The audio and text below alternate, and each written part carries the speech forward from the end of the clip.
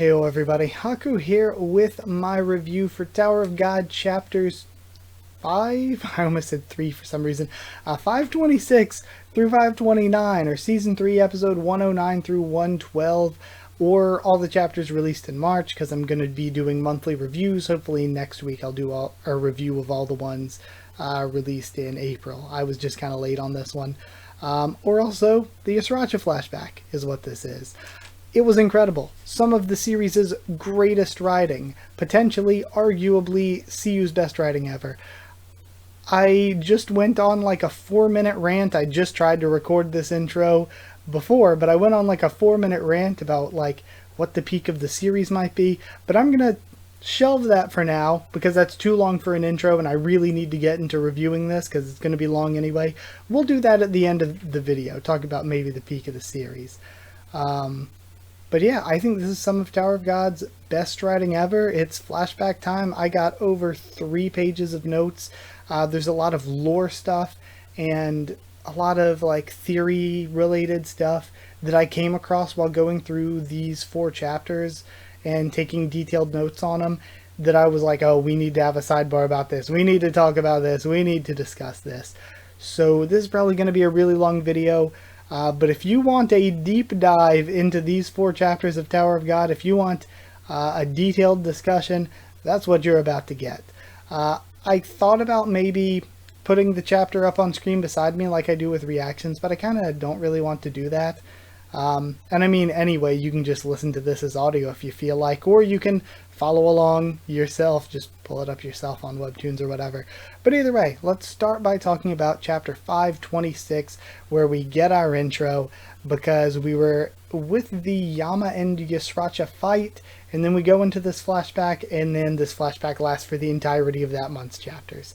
So starting us off, we have the intro where Yasratcha is telling Yama that to the great warriors, they're just creatures. They're not even people. They're not even treated as people.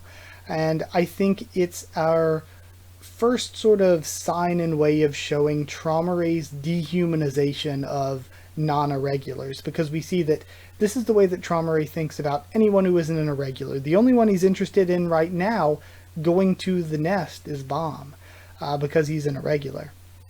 So then we cut into the actual flashback itself, and we start off after a war, learning about the Pine Workshop, where human children were combined with tower animal genes to create the beast folk, I guess is what we're calling them now, as the sort of, or beastkin maybe, as the general overarching term. So we see Wang Wang and Yasratcha there. The first impression Yasratcha has of Wang Wang is that he's boring and should be avoided. We see that the Beastkin are brought together to fight and that those 2 survived, and the few survivors were sent to climb the tower. And first theory related thing we're getting into here, Yama and his people are basically just people with dog ears and a tail. Yasratcha and his people are basically just, you know, people with cat ears and a tail. So is Jaja's bunny people race related to this experiment as well? I kind of feel like there's a pretty solid amount of evidence for that, just given that, again, Jaja's race we know is special. We know from the one girl that Bomb fought, their race is special somehow, and we also know that they're just people with rabbit ears and a tail, so they are maybe related to this in some way. No idea. But they re-meet as regulars climbing the tower as D-rank regulars.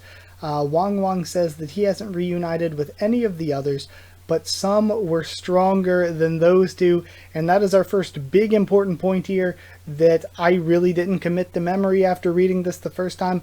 I just always read this flashback and was like, oh yeah, Wang Wang and Yasratcha are the special ones. They seem like they're the strong ones, the important ones. But Wang Wang says that they weren't even the 2 strongest. Like, Wang Wang and Yasratcha weren't the strongest, so who were the strongest? They're stronger beast folk people. And I think that's really, really interesting to note here. Wang Wang's pack animal genes make him seek to be in a group. I love that, I love his comedy gag that sticks around for this, where Wang Wang is just like hyper competent. So they team up. Wang Wang did all the work, unless they met a particularly strong opponent. Yasratcha, being that his genes were a cat instead of a dog, enjoyed solitude, but again, we get to a scene where he asks Wang Wang if he has a dream, and Wang Wang's dream is that he wants to find his one and only master and to serve him. And so, Yasratcha, we get our first sort of statement of Yasratcha's dream, which is that he wants to teach Wang Wang that he doesn't need a master. And I think it is worth noting here that Wang Wang says, like, a cat like you could never be my master. It is worth noting, Yasratcha never wanted to be Wang Wang's master. He wanted to show him he didn't need a master. So that's kind of an important detail to all of this that I think might get missed a little bit. So then we got hundreds of years later, they're A-rank regulars, and they're told by this one workshop soldier to go report to their master after they become rankers. Their reactions are the opposite. Wang Wang says he doesn't care if his master's a bad person or doesn't love him, because Yasratcha's like, yo, do you think a guy would do an experiment like this out of love? But Wang Wang doesn't care if he's a bad person, doesn't care if he doesn't love him. His instincts tell him to serve no matter what. So they part their ways there. Yasratcha ends up becoming a ranker and just avoiding the workshop, sort of the way you do. He ends up forming a group, giving them powers. So I guess the whole bestowing canine powers or bestowing feline powers is just something that they could always do. Or I guess that any of them can do. Eventually the workshop soldier shows up and slaughters all of Yasratcha's group. And just tells them, you know, it's time to come along. And tells them that Wang Wang has actually already been there. And upon hearing that, Yasratcha gets kind of curious what Wang Wang would be like now. What the master would be like if he had changed, and if now he could sort of sway him away from his master. So now, time for our first sidebar, and I've actually got an image I want to pull up for us to do this one. So here we've got the 10 family symbols. I almost said 10 family heads. The 10 family symbols that we saw way back in Volume 1, Season 1, whatever. And we now have kind of confirmation, I guess, on the Lopobia symbol. So I realized that you can't actually see my mouse up on that image, so I'm going to have to sort of go in order. But the 7th image, the one with the red sort of angular markings, that's all over the throne room here when we get the shot of the throne room. And as brought up by other people, I don't remember quite who it was who brought it up. It might have been Dr. Bonehead who brought it up. It's also in the ceiling circle that Leviathan is in. So I guess it's safe to assume that that's the Lopobia symbol, which is really funny because in every like sort of prediction that I saw, everybody was like, Hindolak blood matters, that one. But no, apparently that one's the Lopobia symbol. Symbol number 2, the one directly above it, I believe we saw with Kun in Season 1 at some point. So that's totally the Kun symbol, plus it just kind of matches them pretty well. Symbol number 1, I think that one's got to be the Audier family, because it's a big white sword. So it feels like it has to be the Audier family, right? Am I just going crazy? That has to be that one, right? And then image number 9, I feel like that one's got to be the Ha family, because that looks so much like Yuri's color scheme and outfit in Season 1. Like her outfit and color scheme looks so much like that in Season 1. That one's got to be the Ha family. So then we have those fairly settled. So I'm going to go ahead and predict the rest of them. Number 4, I think, is going to look like a flower of Zygana or just a flower. And I think that one's the Yeon family. That one makes sense for it to be the Yeon family to me. The symbol number 5, actually, is actually seen all over. If you go back and reread the stuff on the 20th floor, the stuff that was at the beginning of Season 2, that symbol is all over the 20th floor. So that has something to do there. I've seen people guessing the Popidao symbol. It could be that one. I kind of lean towards... See, I was leaning towards the Ari symbol, because I kind of had a little bit of a theory that Augustus was going to be part of the Ari family because of the way he uses like needle Shinsu arts. So I don't know, that one I'm kind of torn between Popidao or Ari, but then the one below it, where it's a smaller white sword, like a needle, that makes me think, oh, maybe that one's the Ari family. So I'm not sure. Between like Ari, Pobedao, image number 6, the one with the big green hand and the ball, like the orb or whatever, I always thought that makes me think of a wave controller. Wave controllers make me think of either the Eurasia family or the Eurasia family or the Pobedao family. So I don't know. I feel like image 10 is maybe Ari. It could be Blood Matter, but maybe Ari. Image 5 I really think might be Ari, but it could be Pobedao. Man, but Pobedao makes a lot of sense too for image 6 here. Image 5 I think is the one that is Ari or Pobedao. Image 6, or it could be like control, like a lighthouse control, so maybe it could be Tupari. Or image number 8 looks kind of like the lines of static on a CRT TV, so maybe that could be representing lighthouses. Maybe that one is Tupari, or that one could be Blood Matter. No idea why. Image 3 could be Blood Matter. No idea why. All we know about Blood Matter really is the stuff with Yuan Sung that's kind of only semi-canon because it's in blog posts. But it seems like we might be getting more into that soon, or like this, or that Glad Mary exists. Image 3 though, it has flowers on it, so it makes me think maybe Eurasia because Eurasia blossom. So yeah, those are my current thoughts on these symbols, kind of all over the place. But it's interesting that again, 500 some chapters in, we seem to be getting confirmation that the 7th one is the Lopobia, the red one there with all the like squiggly angles. So yeah, interesting. Back to the actual chapters though. So other than that symbol, another thing we see going into the throne room is this guardian lion thing that I was originally going to call a Kirin, because I know that like they're like different words and terms for very similar things, but I've seen like Kirin that are presented like that before. But then I remembered right after that we get introduced to the chief trainer, Lopobia Kirin, whose design is great. I want to know more in the present day about Kirin. Yasratcha comes across, hold on. Yeah, I keep writing Yasratcha. I wrote Yasratcha here when I meant Traumaray. I keep writing Yasratcha when I mean Traumaray. Traumaray comes across as, gosh, okay, so could you imagine this? And I wonder if this is something that we can maybe apply to all of the 10 family heads. Say you get isekai'd into Tower of God's world, and you're given basically unlimited power. Like, you're brought into this isekai, given basically unlimited power, and then you're there for thousands of years. Thousands, multiple thousands of years. I feel like that's what Traumaray is like. I feel like in a way he's trying to almost recreate things from the real world, like pets, but in like a super messed up way, because why have morals? Why have human emotions after thousands of years of nothing mattering? Like, a lifetime is a long time, but thousands of years is multiple lifetimes of just being so strong and powerful and unable to die that nothing matters to them anymore.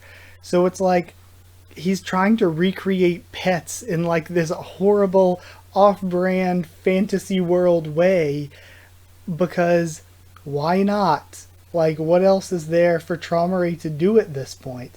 And he really does, the way he like secludes himself in his room and everything, he comes across as somebody who was from the real world and just warped by thousands of years of near omnipotence, trying to recreate old feelings, like how he mentioned, oh, you know, I want to see if that feeling in me is dead or whatever. Like, it's so messed up, but I love it. It's like, who's gonna stop him, you know? So then a year passed with them living as pets. Yasratcha lived as a pet cat. Wang Wang was trained and fought, and the goal was to make Wang Wang the leader of a group because he was somebody that was unconditionally loyal. Yasratcha had no loyalty and no expectations, was just treated as a pet cat essentially. Traumerei didn't even care when Yasratcha just straight up broke the rules and disobeyed him. He was given freedom to roam within the castle and eventually confronts Wang Wang and is like, okay, you ready to escape now? Are you done with this crap? And Wang Wang's like, nope, completely loyal, totally happy with this terrible situation. Then we meet Lobby, who's a lion from the same workshop. I don't know why we were introduced to this character whatsoever. I'm assuming he's going to be important in the future, because if he's not going to be important in the future, why on earth were we even introduced to him? But with Tower of God, I don't know. Because in the past we have straight up been introduced to concepts or characters, and I'm like, oh wow, I'm so excited to see where this goes. And then CU just straight up drops it and like never brings it up again. Like towards one of the biggest ones to me, because just recently I noticed from my screen time notes that when we see the silhouettes inside the needle at the beginning of what's going on now, we see the silhouettes of Namo and Sola, of Sophia, of Mule Love and Augustus, and there's another silhouette there that we still haven't seen yet. So I wonder if that's going to be somebody like different, if we're going to have another character who was in the needle, or if CU's just going to drop that and was like, it was a mistake, or I changed my mind on that. Because it just brings me back to Last Station, where we get these silhouettes of characters and stuff that are really mysterious and focused on for a bit in the introduction to Last Station. I'm like, the whole time we're reading Last Station, I'm like, oh my god, I can't wait for those characters to show up. Oh, they're going to be so important, they're going to be so cool. And then they did not. Those silhouettes meant nothing. There were ones in like sort of like brown cloaks, kind of like, I guess, Apple and Michael sort of. Didn't show up. Nothing. There was one like on a boat or whatever that was like, oh, that's maybe Elaine, and Elaine did show up, but she didn't really look like that, so I don't think that was Elaine. So really, they meant nothing. And like we got all these panels introducing all these like rankers and regulars and stuff, and I actually kind of like that because it built them up so that when they got taken down, it felt like, oh wow, these guys were important and they're getting taken down pretty instantly. But you could also look at it from the perspective of being like, wow, we got introduced to all those characters with CU boxes and everything, and they just straight up weren't important. So there are different ways that you can look at that. So yeah, not really sure if Lobby's going to be important or not. Another sort of our next big important point to get to is that Lobby mentions that a few people, including Traumerei, can control other humans or at least beastkin.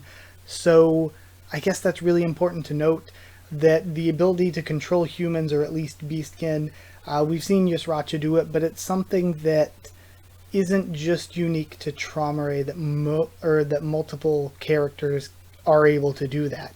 I'm assuming Kirin makes sense for him to be able to do that, maybe some of the branch leaders, but I'm not completely sure. Zahard would make sense too, since he's like the king of the tower, good at everything basically. The experiment was basically to develop controllable humans, which, you know, kind of obvious at this junction. So Wang Wang follows Traumerei because of his own will, but that's where we learn he can't be controlled, like by anima shinsu sort of methods. He can't be controlled, he just follows because he wants to be loyal. After learning this, Yasratcha decides to stay. And he earns trust within the Lopobia family with Traumerei and starts to make some decisions there. We get these two branch leaders that got into a fight, high rankers Lododo and Kukoko, and Traumerei orders both to be destroyed at Yasratcha's suggestion. Now this could explain something. We know that there are 20 branches of the Lopobia family. We also know that there are that they're named after the great beasts. We also know that there are 23 great beasts. So maybe this is the reason why there are only 20 branches, is because these two branches were wiped out, and we also learned way back earlier in the nest that Didiano's branch was taken into another branch. So maybe that's where those three branches that were named after the other three creatures went to, you know?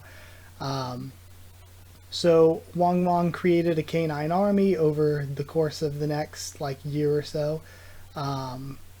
then the branch leaders start worrying about Wang Wang becoming too powerful, so they have him make Doom in order to be somebody who can replace him and be controllable.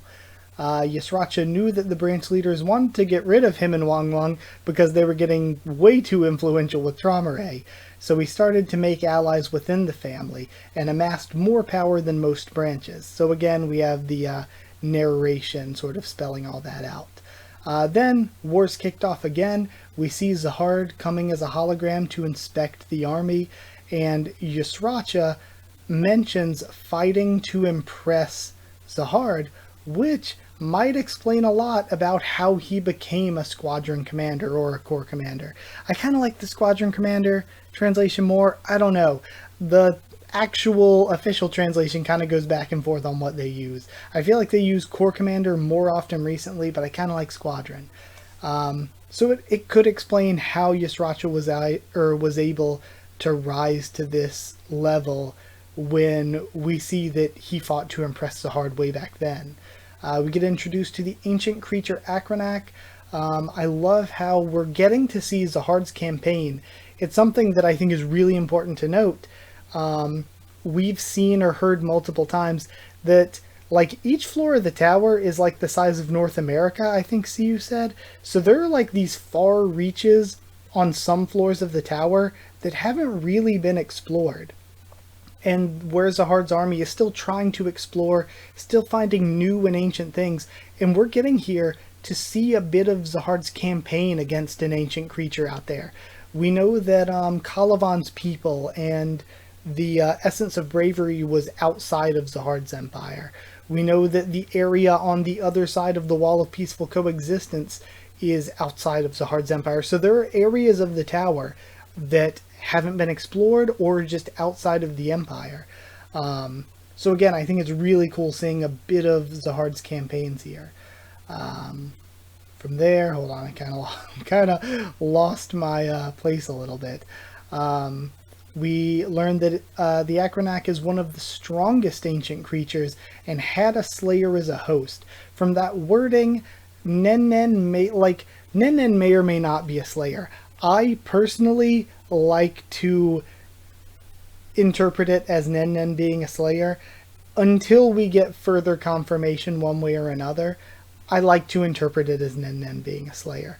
Because the wording of had rather than has is like so flimsy in terms of like Tower of God has worse wording 20 different times per chapter with this translation. So a difference as small as like basically tense is going to be something where like I am not going to take that as a huge thing. I'm going to be like, I think it was Nen Nen for now. Because Nen Nen's the only host we know of. If it wasn't Nen Nen, if it was somebody before Nen Nen, fine. But at least for right now, I'm just going to assume it was Nen Nen, because I think that makes for a better story. So I'm just going to assume it until proven otherwise. But from there, we move on to chapter 527, where we see the Odd-Eyed Cobra is there during this fight, Perditi's there, and another branch leader is there. The thing it's riding on looks kind of like Yasratcha's cat, but I don't think it is Yasratcha's cat because of things that happened in the most recent chapter, and it feels like the cat would be a little bit more important than being treated like that. So maybe it's a wolf, maybe that's the Grey Wolf branch leader, maybe that's Elaine's parent? Like ancestor? Who knows? Who knows? Time in the tower, you know? Then again, Elaine's like 1,000 or 2,000 years old or something. So again, who knows? Time in the tower. So the higher-ups stay back while the beast folk die on the front lines. Yasratcha's drawn into Akranak's domain. Wang Wang is not dominated by anyone and suffering because of that blessing, according to Akranak, which makes sense. He's somebody that wants to be loyal, that wants to be controlled, but can't be and can see all this bad stuff going on. Wang Wang ends up freeing everyone using his powers. Then Akranak retreats back into Nen Nen. Yasratcha starts getting jealous, both jealous of Wang Wang's ability to resist control because, of course, he wants to be free, he wants to be able to resist control, and also jealous of Nen Nen being the first person to sort of capture Wang Wang's heart, you know? Then Traumerei has Wang Wang and Nen Nen stay together and interact naturally in this suite, and when asked about it, he says it's just a whim. She doesn't want to be used in experiments, which is why she's refusing to eat it first. But he ends up winning her over with, again, his hyper-competency gag and the flowers and cooking and everything. It's really fun. She tells Wang Wang how she became Acronac's host, but it happens off-screen, so we don't get to know how. So we don't know about that yet. Again, it's kept from us, so again, maybe she was the Slayer, maybe the Slayer was the one before her. We don't know the story yet, but we know that we know from like the narration that she told the story to Wang Wang, just not to us. Wang Wang asks, and they are given permission to go around the main house. Yasratcha teases them, but is trying to help them date. And next, we get a huge lore point that only, apparently at least, according to Nen Nen, only plants and machines existed in the tower before people. Who built the machines? Were the trees building the machines? But again, that's a hugely interesting plot point. It makes sense why a lot of the super ancient things we know about seem mechanical. And it makes me wonder, did she learn that from FUG? Did she learn that from Acronac? It would make sense for her to learn it from Acronac. She mentions that the first humans were born from plants, and that ties in a ton with Cha being the first son of man, or son of the first man, whichever he's called, I forget. His group being the Hidden Grove, and his lethal move that we've seen being Tairim, where the first character of Tairim is Womb, and it's also used in Sun, Attitude, Form, and Taekwondo. Again, I did a deep dive on this. And the second character, Rim, is just Rim. It's just like a sound, but the character itself is based on a reading of the Chinese character for forest. So again, Tairim could be written with the characters for womb and forest. So it's like, again, really going into the whole Cha being one of the like first people, or a descendant of the first people who came from the plants or whatever. So getting back into things, Yasratcha doesn't get plants because they can't do anything on their own, and says that Wang Wang was like a plant, but Nen Nen made him more human.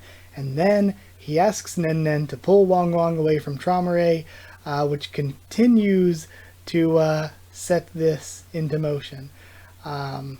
So Traumerei orders Wang Wang to mate with Nen Nen and produce a child, and that leads us to what is quite possibly the best scene in the entire series. It was so tense, it was so scary, and the way it plays out is incredible, where she asks him, "Are you doing this for love or because you were ordered to?" And he's straight up doing, like, he in my opinion, he loved her. I really do think Wang Wang loved Nen Nen. But the reason he was doing that, specifically that night, was because he was ordered to. So even if he did love her, the reason he did that night was because he was ordered to. And he lies to her, and she says, and she knows that he's a liar, but she says, "At least you lied for me." Again, showing that he cares for her. At least he lied for her. At least he cared enough about her to lie. But again, oh, what an incredibly deep scene. Oh, it's so good. One of the best chapters. Just one of the best chapters in the entire series. And in the blog post at the end of this chapter, I read the blog post for all four of these. Really not much info. Just Siu's health being really not good. And this man really needs a break. I know he just mentioned on Twitter that he got COVID. So again, oh God, I said that word. Oh no, is that going to kill my video? I hope not. But yeah, hopefully he gets better soon and takes care of his health and takes a break. I wish he would take a break like every couple weeks or something. Just care more about your health. Man, I really wish that he would take care of his health better. Whoop, sorry about that. Moving then to chapter 528, the Wang Wang post-nut clarity panel still gets a laugh out of me every time. He's struggling with really not knowing his own feelings himself. And it's really, really sad and a big part of the tragedy of the character. He ends up promising Nen Nen, though, that he would choose their child over the family head. He would give her the one betrayal. I love the Doom scene with Nen Nen, really showing off that Nen Nen raised Doom as his mother, and ends up telling Doom to take care of Yama in the future. And they all lived as a happy, loving family for a good few years. And then Paul ruins everything. I'm kidding. Then Wang Wang is told by Traumerei to take half of the canines, and is given the surname Baylord, ordered to go to the outer part of the tower and to keep FUG in check and protect the Lopobia family from there. He's also ordered to mate with his next partner in the nest. Or no, with his next partner, not in the nest. I don't know why I said that. And then to send the child to the main family. And the name Paul is given by Traumerei. I get just a whim. And his power will be eventually given to his 3 kids, and they'll be given control of the canines. So Traumerei says that he's used to being betrayed by people in love. Makes me think maybe the other great warriors. The obvious answer would be like V and Arlen, but it could be also referencing Zahard himself. It could be referencing even like Kastang and Blossom, or even weren't Han and Yurine a thing? So it could be referencing any of the great warriors, basically. Nen Nen and the children stay behind. Yasratcha confronts Wang Wang before he leaves and still tries to warn him that this whole thing is all about replacing him with his kids so that the branch leaders will chill. But, again, it's just loyal. So Yasratcha and Nen Nen plot to betray Traumerei and seek FUG's help. He tells Wang Wang that the time for the betrayal is going to be when Paul reaches the main battleship, and then we cut to a few years later. By that time, Paul's been at the main battleship for I think half a year, they mention. Traumerei says that he's visited the nest, but feels like the animal would never understand him. So again, this is another one of those things that being behind actually helps me on, because at first I thought, oh, the nest is the place that Wang Wang was given, and the animal that he thinks will never understand him is Wang Wang. But now that I have the sort of benefit of being a few chapters ahead, this makes me think he might have been referring to Leviathan. He might have gone to see Leviathan, and he thinks that Leviathan will never understand him. So again, this could have been a hint at Leviathan. But at first, again, without knowing that, I would have just thought it was Wang Wang. He mentions that he felt something that he hasn't felt in a long time, but he's gotten rid of it now. And I feel like that's attachment. He felt attachment, whether it's to Wang Wang or whether it's to Leviathan, and he thinks he's gotten rid of that, because he mentions later that he's going himself to deal with Wang Wang because he wants to see if he's truly gotten rid of it. So I kind of feel like that's what it is. It's attachment, it's love, and he wants to see if he's gotten rid of that, I think.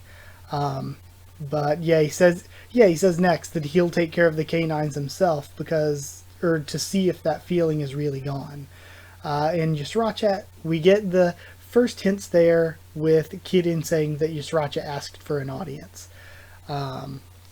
So we know Yasratcha went to get Wang Wang, Nen Nen went to get the kids, Traumerei teleports himself in, summons the giant hairtail Fandor Harp, and that is one of the 7 of the 23 beasts with Traumerei. Again, this is confusing, because the branches were named after the beasts, but there's 23 beasts and 20 branches, and we maybe got an explanation for that, but some of the branches, I guess, don't actually have the beasts with them, because 7 are with Traumerei himself. So again, complex. But with that, we end chapter 528 and move on to chapter 529, where we learn that Yasratcha spilled the plan to Traumerei, or really to Kirin, and asks to take care of Wang Wang himself instead of a branch leader being sent. Which again is, to me, our first indication that Yasratcha didn't expect what happened to happen. I really don't think he expected Traumerei to get involved at all. So he's like, send me instead of a branch leader, basically. The branch leaders shouldn't get themselves involved with a matter as small as this, just send me. So he takes the canines with him, and he mentions that using Lopobia's army would send a bad message. It would send a message to the other 10 families that Traumare's power to control things has weakened because he couldn't control Wong Wong. Then we see during the fight that people's eyes were burning just from looking. At first I thought that was just Traumare being so powerful that it was causing people's eyes to burn, but it could be an effect of the Fandor harp. Then we see Ekronak can't keep up. He says it's because his host is too weak. You're already getting killed in a battle. You don't have to insult Nen Nen too. Nen Nen asks him to leave her and to hide in her children. And then we see him enter into Yama. And from there, Yasratcha, we cut over to them after the death or seeming death, I'm assuming death, of Nen Nen. Yasratcha finds Wong Wong, and the canines that are controlled by Lopobia are about to attack his canines. Wong Wong, with his ability to stop the control, is the only one who can stop this from happening, but he refuses to betray Traumare. Yasratcha says, I spilled the plan, I forced your hand, you've got to betray him now. And here's the thing with Yasratcha. Yasratcha's a very gray character. There are a lot of people that are like, oh, that's terrible, he betrayed Nen Nen and them. And also a lot of, well, maybe not a lot of, Yasratcha did nothing wrong. But here's the thing. It's kind of in between the two. I think on the one hand, because he says he doesn't care about the canines, he doesn't care about Nen Nen, he only cared about what he cared about from the beginning, what he said his dream was after Wong Wong said his, to show him he doesn't need a master, to take him away from his master. So I don't think he was purposefully trying to get rid of Nen Nen, the children. I don't think he purposely betrayed them. I think he just spilled the plan in order to force Wong Wong to do something. And if Nen Nen got the kids and showed up, he'd be like, oh, hell yeah, let's all get out of here together.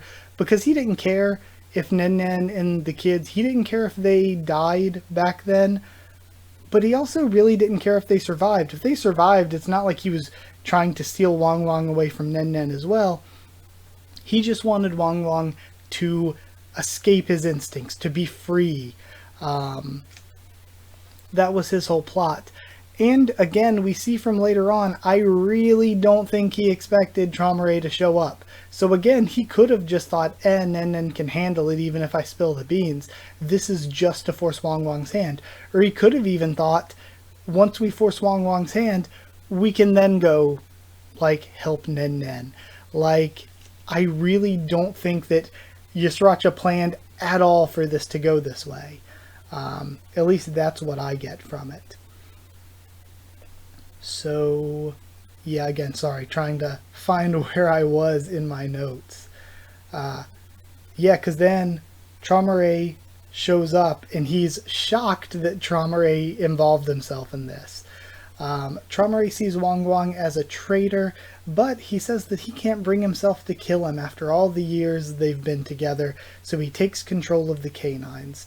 Traumare just views him as a mere dog, and this is another really great scene where they both just say yes, where at first he's like, I can't bring myself to kill you and all this, and then Wong Wong says, like, did you not think about how I would feel? Like, would you even go so far as to kill my children? And Traumare just says, yes. And then he says, did you think I'd show mercy and love to a dog? And Wong Wong pauses and just says, yes. And it's so good where they were just not on the same wavelength. And it was really not the betrayal of Wong Wong betraying Traumare, but Traumare betraying Wong Wong, where even up to that point, as awful as Traumare was, Wong Wong still thought, he said yes, he still believed in Traumare. He still thought that he would do the right thing and show love and mercy to him. So he asks how he should die for Traumare to show mercy to the others, and the answer is to die with as many wounds as all of them and the leech be spared. So he asks Yasratcha to kill him too.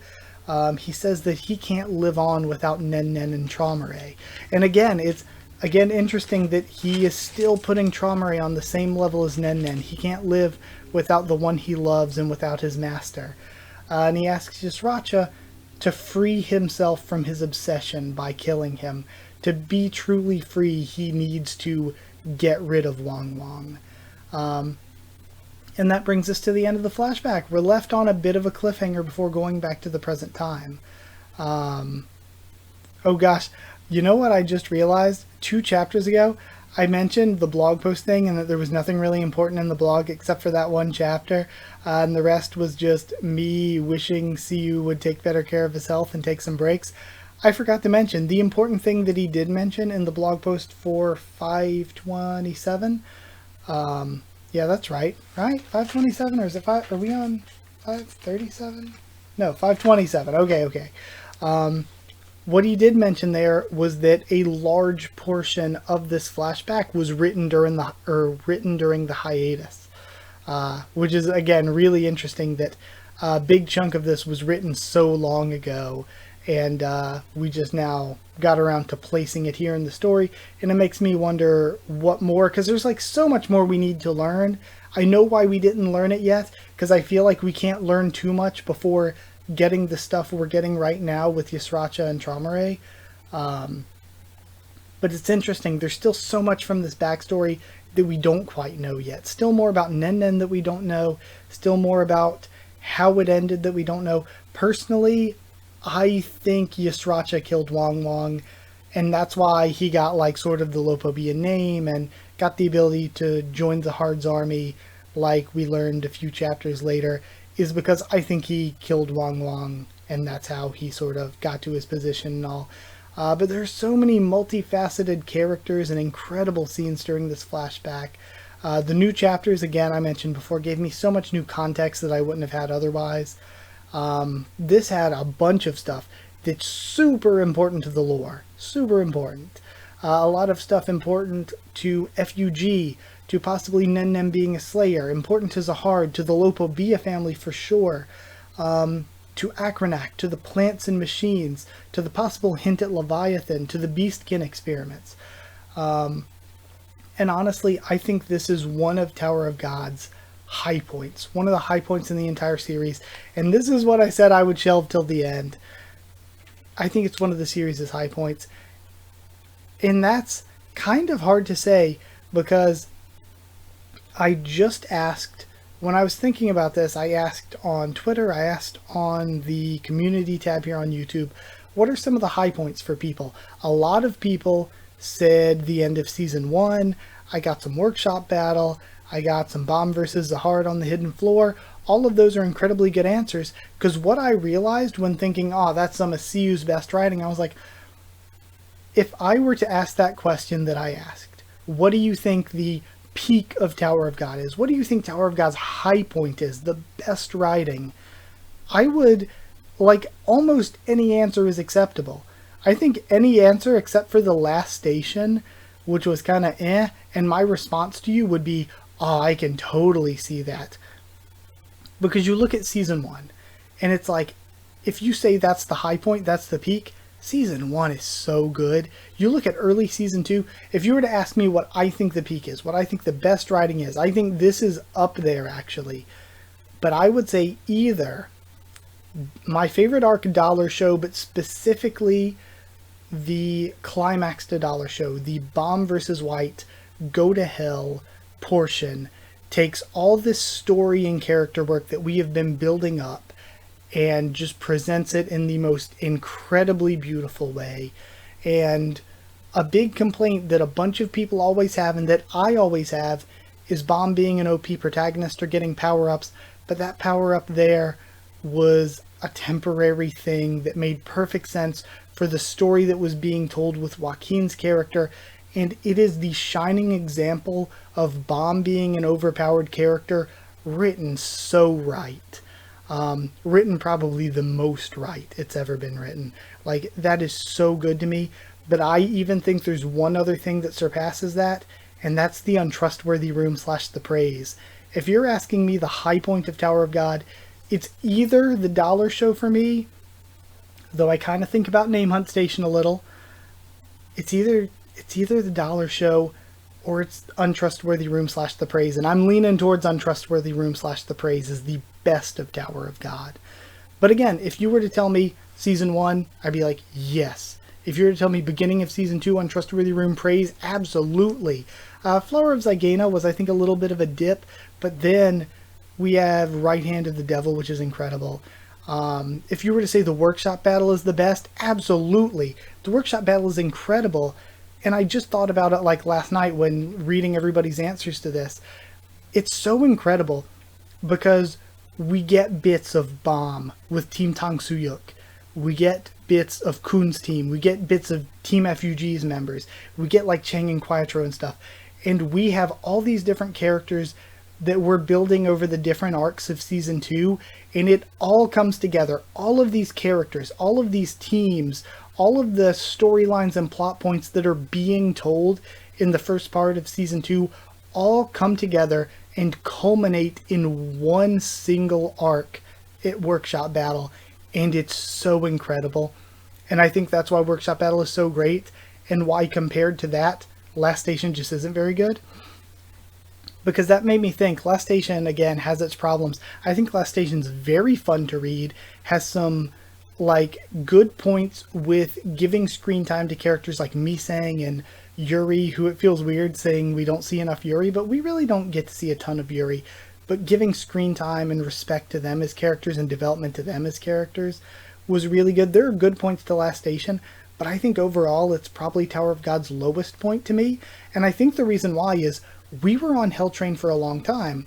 And again, moving on with things that if you said was the best of the series, I don't know about Revolution Road. I really like Revolution Road, especially going back and rereading it. I always enjoy it.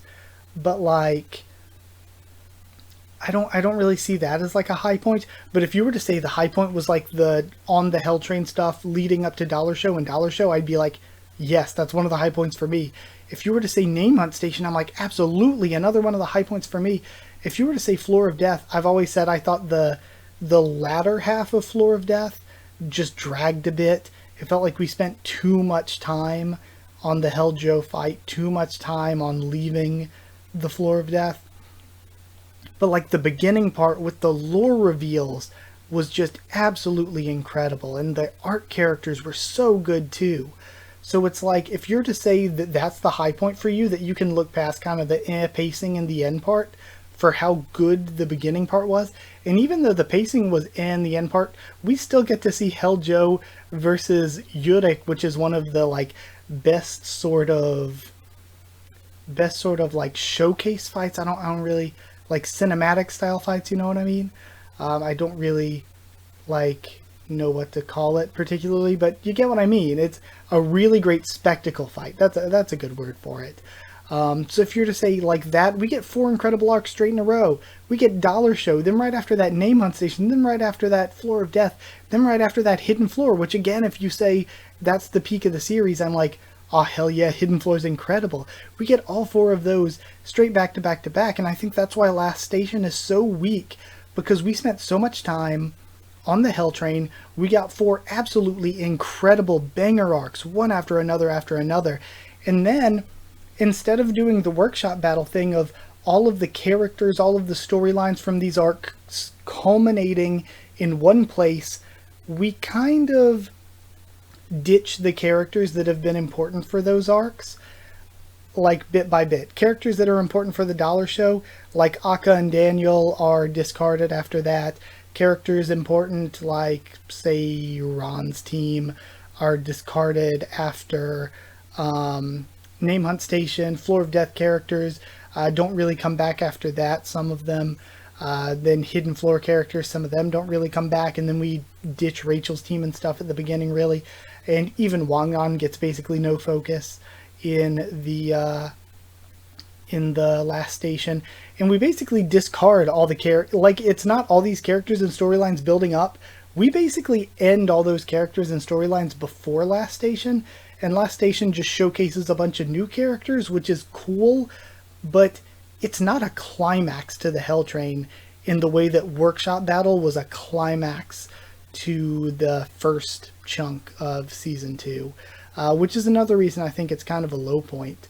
looking back on it. And I've never thought of it in that way until just recently, until thinking about this discussion in particular.